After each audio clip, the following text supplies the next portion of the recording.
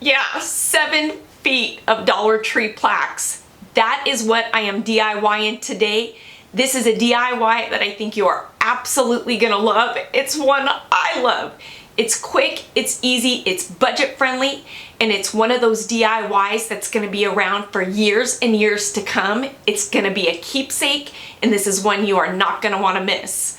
So I'm gonna quit my gabbing, let's jump into it, and let's do some Dollar Tree DIYing on a budget, keepsake version. Let's get to it.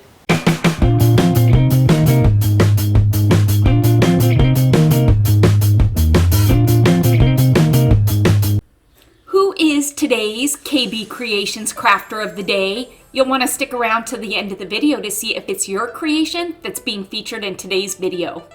Alrighty, getting started with today's DIY. Did I tell you we are DIYing 7 feet of Dollar Tree plaques, and these are the plaques that you need to do that. This style plaque you can find at Dollar Tree year-round for just about any season or holiday. These were ones that I had in my stash, so that's what I'm using.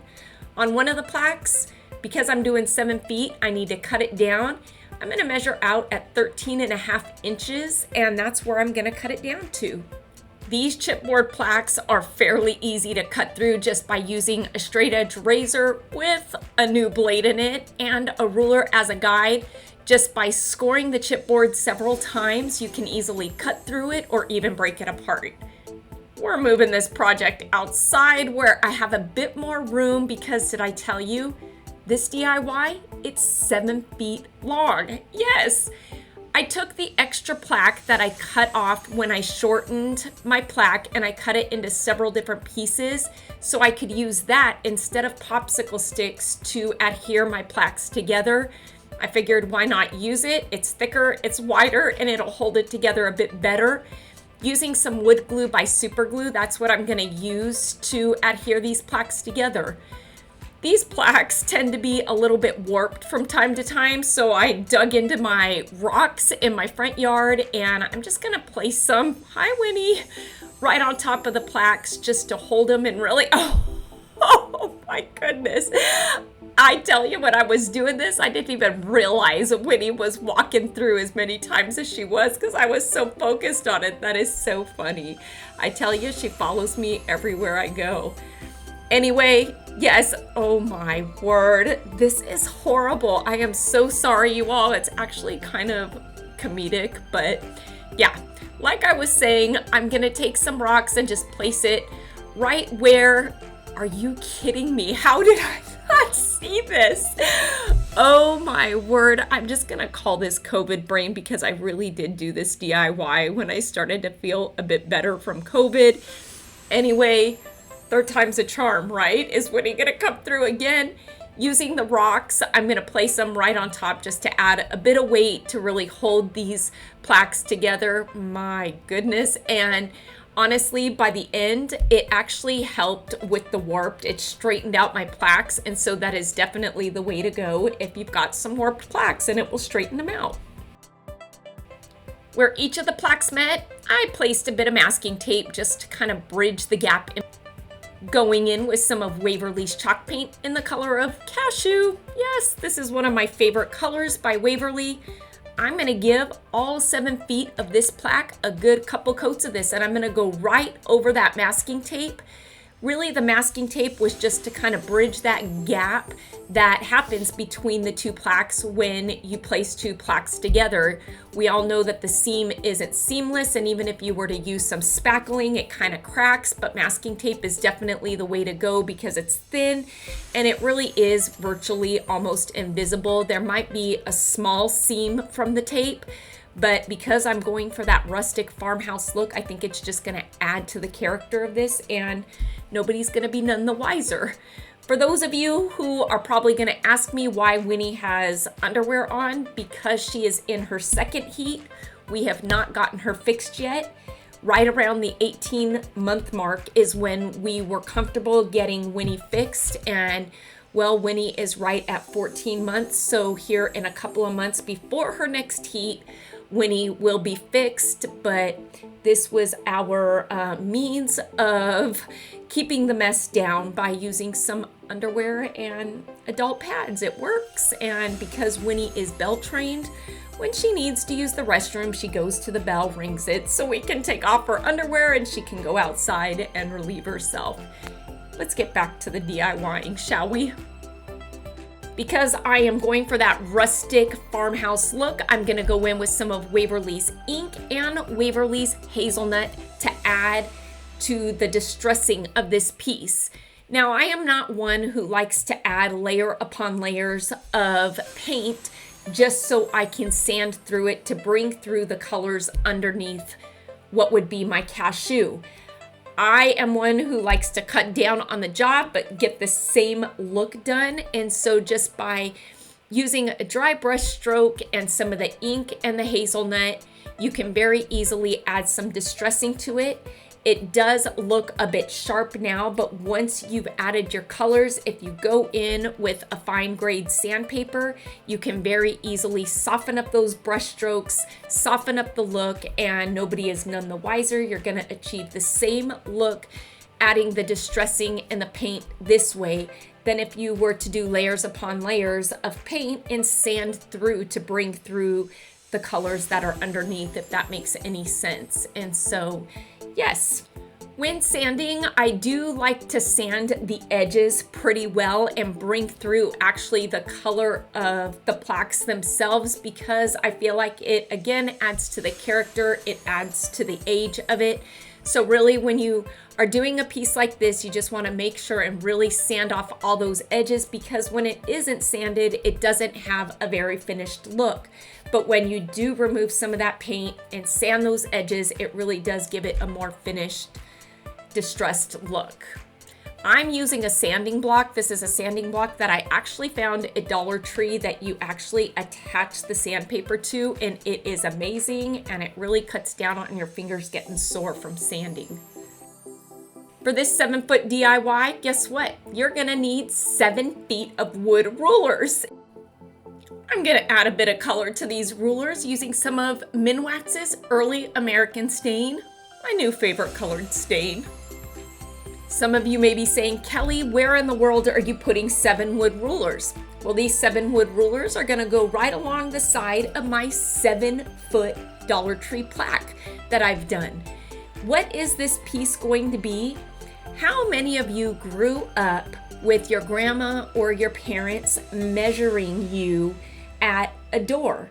They would open up that special door, they'd get their pencil out, they'd put that mark right above your head, and they would measure it, and they've got a door or a door jamb full of measurements of all the grandkids and their kids. Well, that's what I'm making. I am making a plaque that I can actually take with me if I ever leave my home, that I can put all the measurements of the kids and my grandkids from here on out. This here is a door in my hallway that I have been putting measurements on since the day we moved in. When Allie was born, I started off with her at the 20-inch mark, and over the last 18 years of living in this house, I have done the markings of not only the kids, but Jeff and I as well. And I've often said that if I ever left this house, that door would have to go with me, because I don't know that I could bear to part with it.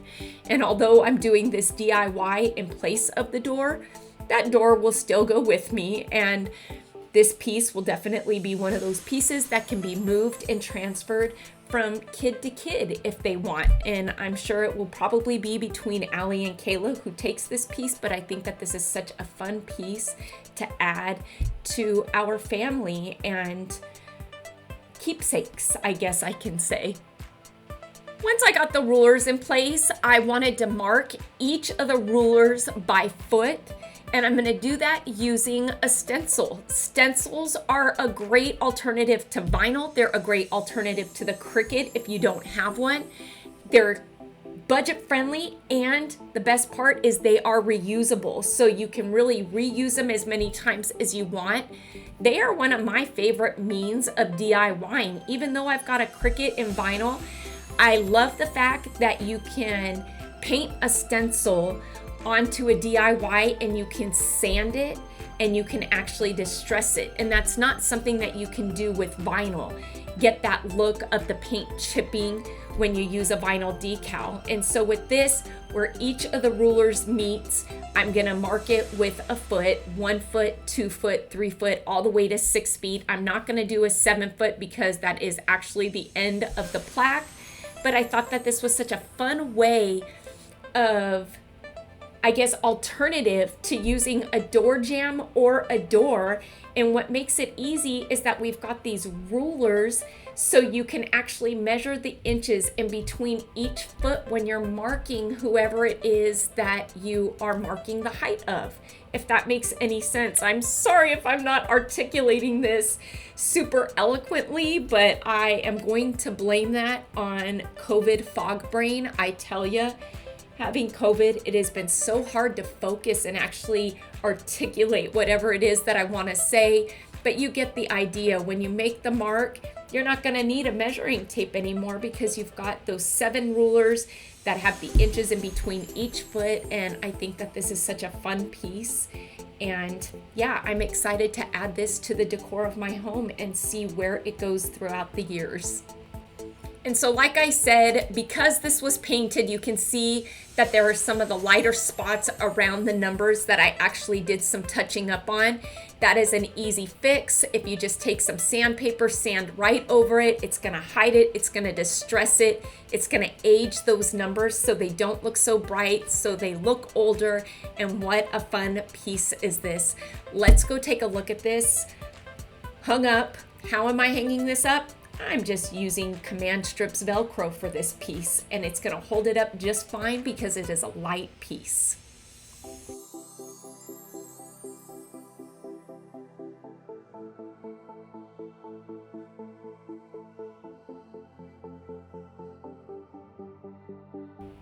Who is today's KB Creations Crafter of the Day? It's going out to Carol Castello, who's bringing to us her recreation of my Dollar Tree DIY farmhouse pallet clock.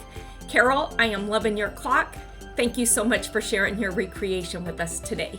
This is one of those DIYs that I wish I would have been in my brain today, years and years ago, and I would have done it when Ray was just a little thing, so I would have all of it on these plaques. Nonetheless, I am going to take the measurements that are on the door and I am going to transfer them onto this plaque. I am not painting over that door, but I definitely wanted to add to this keepsake. I'm looking forward to the day when I have grandchildren and I can add them onto this plaque as well. And I think that this is just one of those really fun pieces. Like I said, that it's gonna make its way through the family, and that is something that I absolutely love. I hope you all enjoyed today's keepsake DIY, and please make sure to give this video a big thumbs up, and let's get this video to 5,000 likes, because like I always say, each and every one of your thumbs up and those comments that you do leave down below, well, they really do help my channel to grow, and it helps YouTube to notice me just a bit more. Until next time, everybody, thank you again. I hope you have a fantastic day. Stay happy, stay safe, stay positive, and bye for now.